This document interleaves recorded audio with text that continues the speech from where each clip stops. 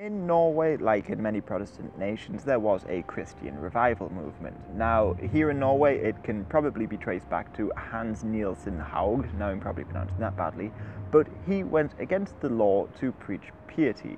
And he was also an industrialist, so this helped connect the Christian revival movement in the 19th century with the Labour movement.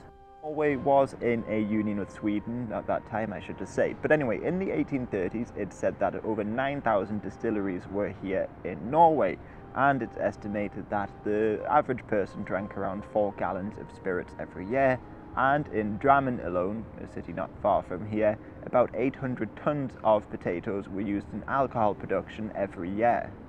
In the middle of the 19th century, thanks in part to the Christian revivalists and emigrants returning home from America, temperance groups were formed. But these were slightly different in Norway, as say they were in Britain, because they were often linked to the Labour movement and also the national revival that was going on.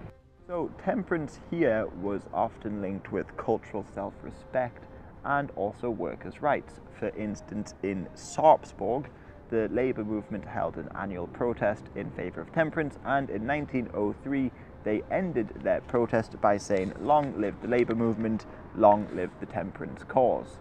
So the temperance movement here was not just a religious movement, but also a nationalistic and socialistic one in a way.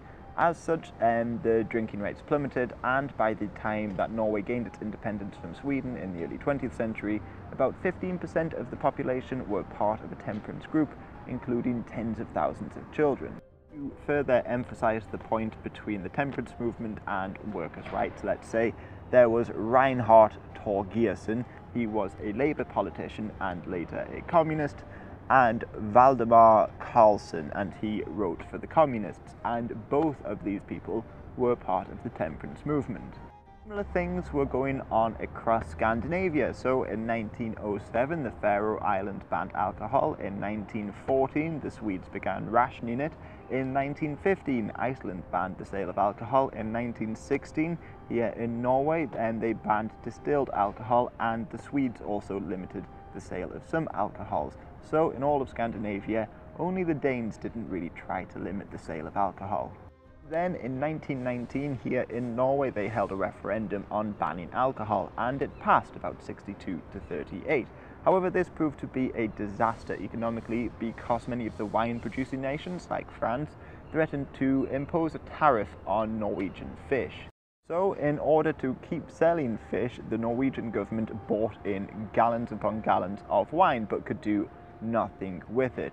So another referendum was held in the mid-20s, and this time it passed. Alcohol was once again open for sale, partly thanks to the fishing communities realizing the problem that they were in.